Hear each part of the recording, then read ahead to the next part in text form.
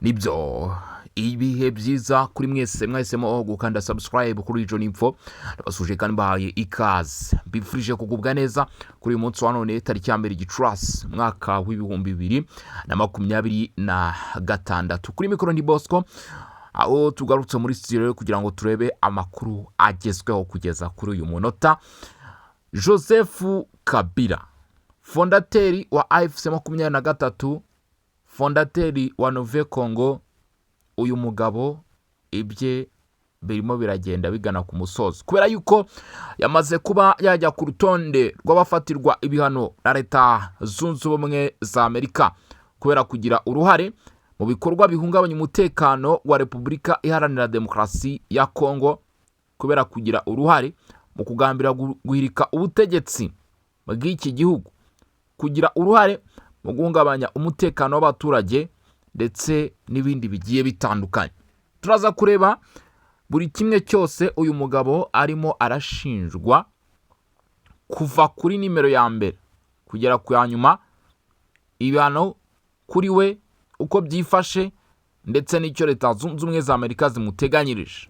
Ibyo nabyo nibyo ngiye kuba nagarukaho, ariko kandi nanone nkubwire yuko ntabwo ariyo makuru nyine gusa ngufitiye, ko ari uko kugeza kuri uyu munota abarwanyi bane kabuhariwe b'umutwe wa AFC 23 ubuzima bwabo biremezwa ko butakibarizwa mu mwuka w'abazima.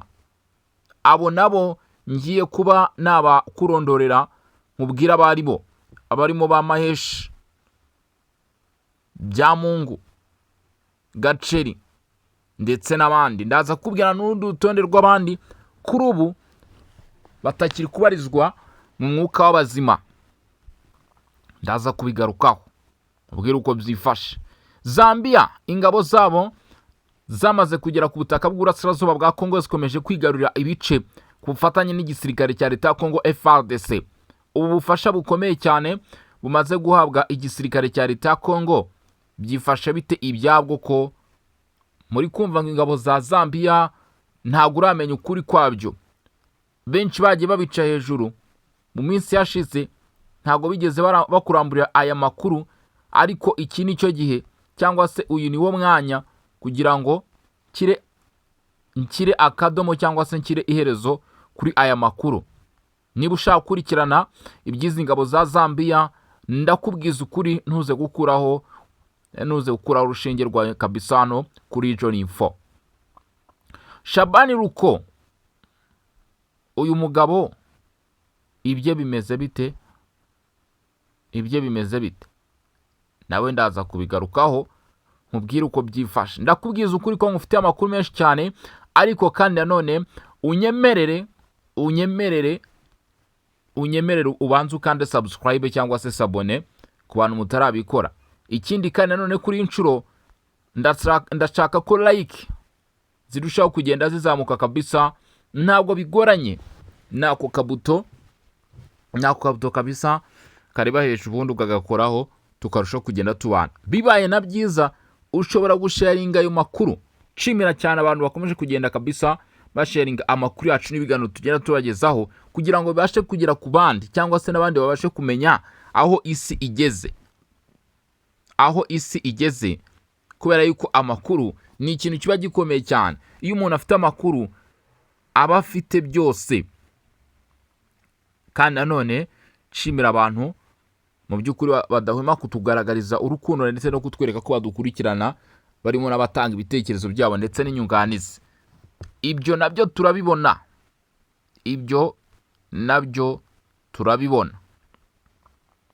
Sasa rero ntabwo turi buze gutinda mu magambo, ahubwo direct tugiye twinjira mu makuru turebe uko byifashe, kubera yuko hari aba bari mu mirimo igiye itandukanye, hari abari mu tuntu tugiye dutandukanye, babanza kuvuga bati reka twumve amakuru y'umutaramu Bosco, twumve uko byifashe, hanyuma mu kanya imirimo yacu tuze kuba twayikomeza. Abo bantu namwe ndabashimira. Ayo mpamvu tutagomba gukerensa umwanya wanyu muduha, tutagomba gukerensa mu by'ukuri iminota mike cyane bamwafashe mukavuga mutereka dukurikirane iki gitangazamakuru nk'abantu mwe turebe uko byifashe. Natwe rero nizo nshingano zacu plutôt kugira ngo ayo makuru abagereho 5 kwa 5 cyangwa se 5 kuri 5. Rero mw'abantu mwe niyo impamvu tugiye guhera ku bita Joseph Kabila. Uyu mugabo yagiye kera ku busa, ariko iri ni iherezo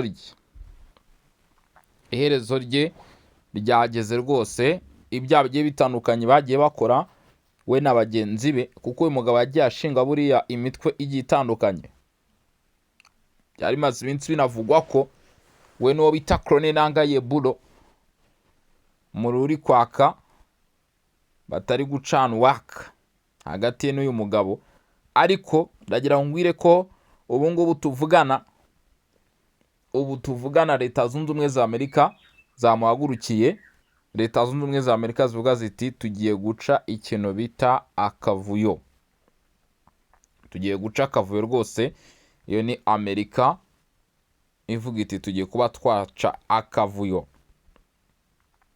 Ukuntu byifashe cyangwa se ukuntu bihagaze kugeza kuri ubu ngubu, biravuga ko guverinoma ya Repubulika Iharanira Demokarasi ya Kongo yagaragaje nayo ko yakiriye ibihano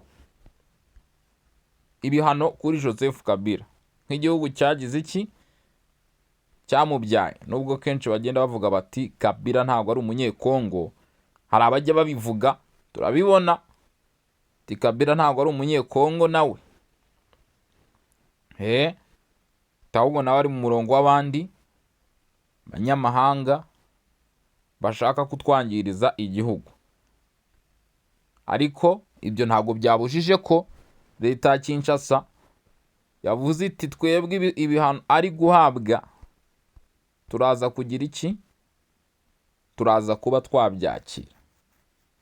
Ni nko gushimira Leta Zunze Ubumwe za Amerika kubw'ibihano bafatiye uyu mugabo, dore ko mu by'ukuri byavugwaga ko yashakaga guhungabanya umutekano w'igihugu, bwirika ubutegetsi, gukuraho bamusimbuye. Bibabaje cyane kubona umuntu wari perezida w'igihugu kugeza uyu munsi abarizwa mu nyeshyamba, kugeza uyu munsi abundabunda mu mashyamba, ndetse ari nawe uri mu ba mbere mu bashaka guhungabanya umutekano w'abaturage. Bibabaje cyane rwose, ntabwo ari ikintu kiba gishimishije, ngira ngo mubyumva hagati aho ngaho. Gusa uko byagenda kose nyine byagombaga kugira iki, byagombaga kwakirwa. Leta Zunze Ubumwe za Amerika rero ntabwo zagombaga kumwihanganira, ntabwo bagombaga kumwihanganira rwose. Byanze bikunze icyo cyo agombaga kuba yakimenya, agombaga kuba yakimenya ko mu by'ukuri igihe kigomba kugera mu by'ukuri agafatirwa ibihano byanze bikunze. Uko bimeze, uwo bita Secretary Scott Bessent, uyu nguyu nyine ngira murabizi ko niwe ushinzwe ibijyanye no gushyira mu bikorwa, niwe uhagarariye ibyo nakwita niba ari itsinda, niba ari iki, ubyumve gutyo, ishinzwe gukurikirana ibihano. Yavuze ko perezida wa Leta Zunze Ubumwe za Amerika Donald Trump akomeje gutegura inzira y'amahoro muri Repubulika ya Demokarasi ya Kongo, kandi yasobanuye neza ko bakomeje mu by'ukuri gukora igishoboka cyose kugira ngo bahagarike ibikorwa by'ubugizi bwa nabi. Uyu ni Minisitiri w'Imari, aho akomeza kugaragaza ko Amerika igomba gukoresha tekinike zayo cyangwa se uburyo nyine babikoramo, abo buriya babyita ibikoresho byabo, ko gufata ibihano cyangwa se n'izindi ngamba zigiye zitandukanye. Yavuze ko Amerika iza gukomeza gukoresha ubwo buryo mu gushaka amahoro ya Repubulika Iharanira Demokarasi ya Kongo. Uyu nguyu icyo avuze n'ubundi kiba cyamaze kwemezwa, kuko nawe niba mubyibuka neza rwose, ejo bundi ari mu bashimangiye ibihano byafatiwe igisirikare cy'u Rwanda ndetse n'abasirikare 4 bakuru mu ngabo z'u Rwanda. Guverinoma ya Repubulika ya Demokarasi ya Kongo yashimye icyemezo cya Leta Zunze Ubumwe za Amerika cyo gufatira ibihano Joseph Kabila wahoze ari perezida wa Repubulika Iharanira Demokarasi ya Kongo. Mu itangazo ryashyizwe ahagaragara tariki 30 Mata 2026 ku munsi w'ejo hashize i Kinshasa, Minisiteri y'itumanaho n'itangazamakuru yavuze ko ishami rya Leta ya Amerika rishinzwe kugenzura umutungo w'abanyamahanga OFAC ryafatiye Joseph Kabila ibihano kubera uruhare Repubulika ya Demokarasi ya Kongo ivuga ko afite mu bitero igihugu cyagabweho n'ingabo z'u Rwanda RDF hamwe n'umutwe wa AFC M23. Guverinoma ya Repubulika ya Demokarasi ya Kongo ivuga ko ibi bihano bikurikiye ibindi byari byafatiwe igisirikare cy'u Rwanda n'abasirikare bakuru b'u Rwanda kuwa 2 Werurwe 2026, kandi ko ari intambwe ikomeye mu kurwanya umuco wo kudahana, kubahiriza ubusugire bw'igihugu no kuryozwa ababigizemo uruhare bose. Yanavuze ko ibi bihano bifite akamaro gakomeye kuko bigabanya ubushobozi bwo kubona inkunga y'amafaranga, gutembera k'umutungo ndetse n'ubufasha ushobora gufasha gukomeza intambara n'ibikorwa byo guhungabanya umutekano. Guverinoma yibukije ko ubutabera bwa Kongo bwamaze gufata umwanzuro ku ruhare rwa Joseph Kabila.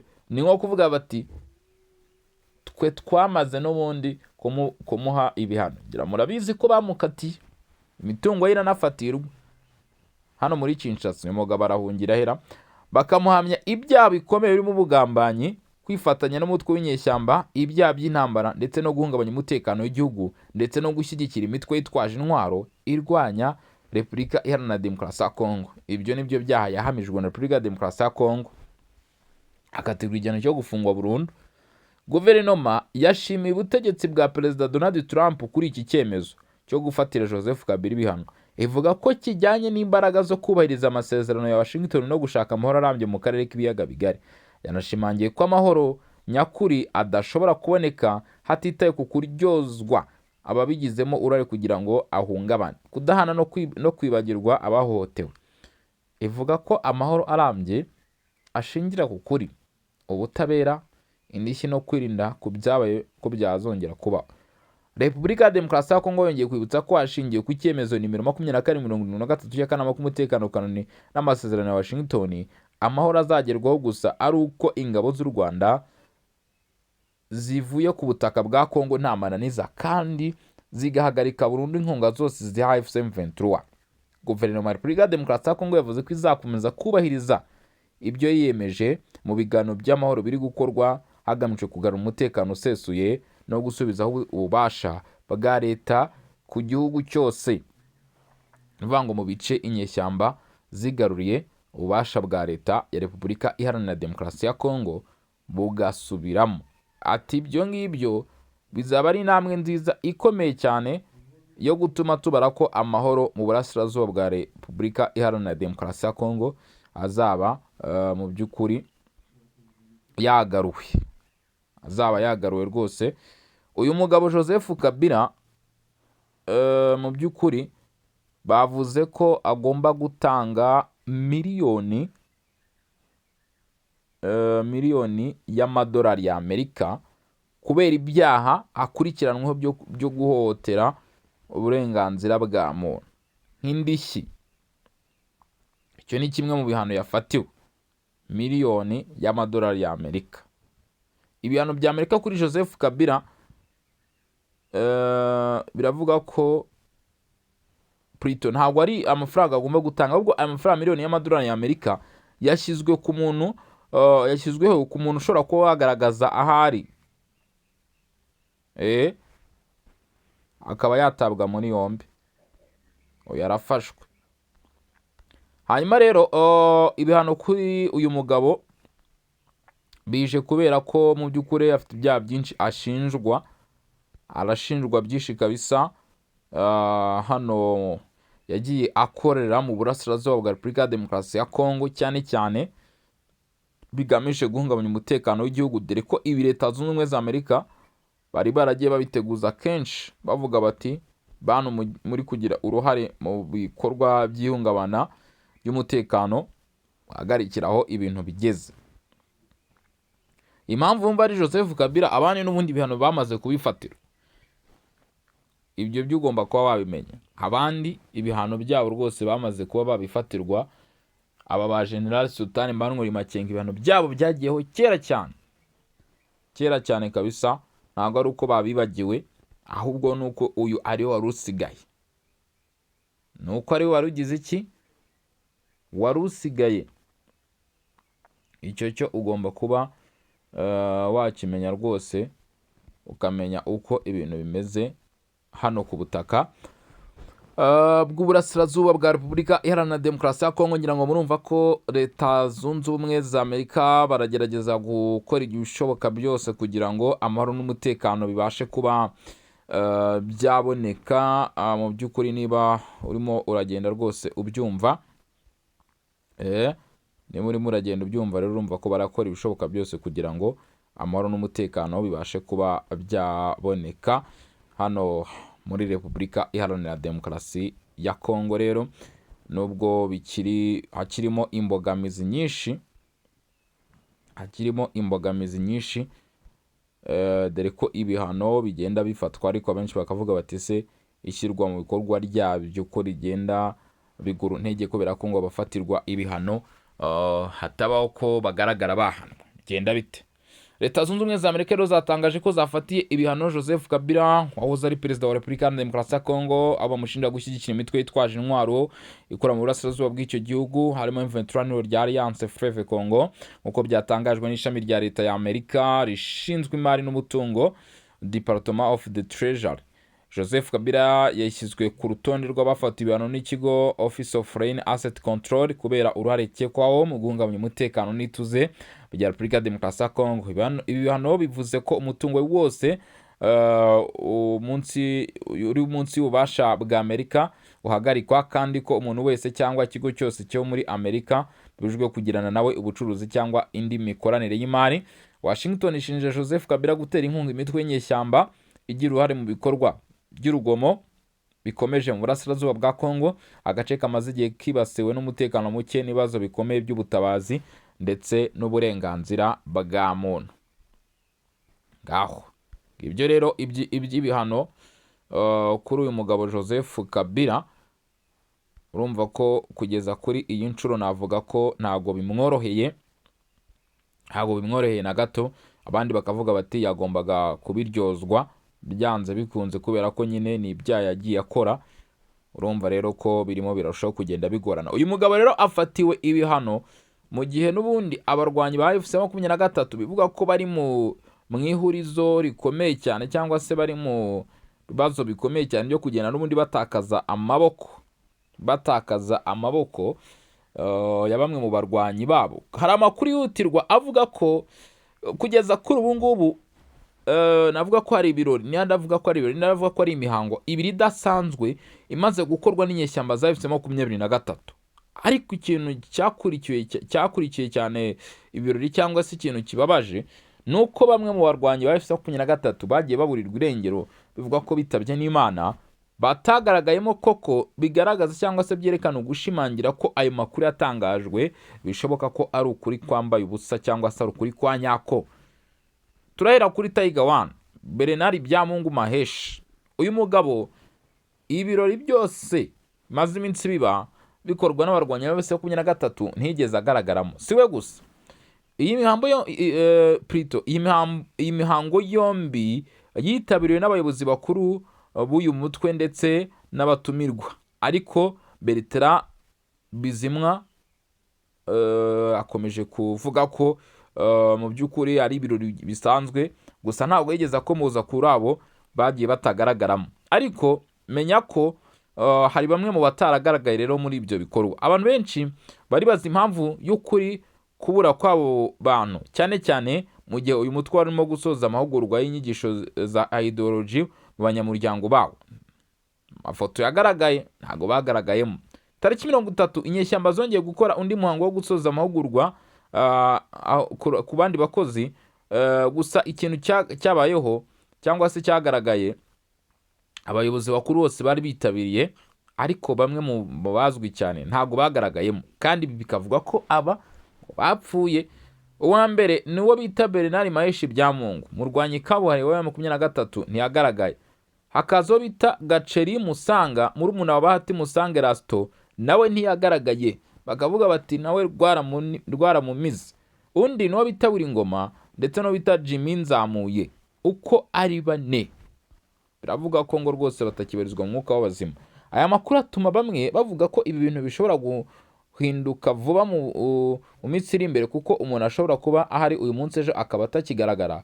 Hari abakeka ko aba bantu bashobora kuba barafashwe cyangwa se hari ibindi bibazo bikomeye bafite, by'umwihariko kuba Maheshi Byamungu atarasanzwe abura mu birori kenshi, akaba kuri inshuro atagaragara. Abenshi bakavuga bati mwitonde, kuko uyu mugabo ashobora kuba yarishwe, atashobora kuba yarishwe rwose, we n'aba bagenzi be bavugwa haruguru akaba atakirimo kubarizwa mu mwuka w'abazima.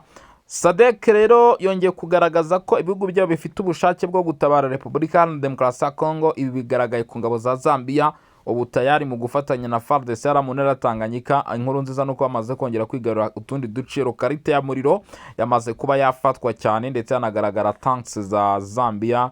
Igisirikare cyamaze kwemeza rwose ko gifite gahunda ikomeye cyane. Aya makuru yanemejwe na Minisitiri wa Defense hano muri Repubulika ya Demokarasi ya Kongo, Mdomvaita, agaragaza ko mu by'ukuri bari kongera ubufatanye mu gukorana ndetse no gushyigikirana hamwe n'iki gihugu mu bijyanye no gushaka umutekano ukomeye cyane. Ni inkuru nziza rero kuri FARDC kugenda ibona ubufasha bimeze gutya.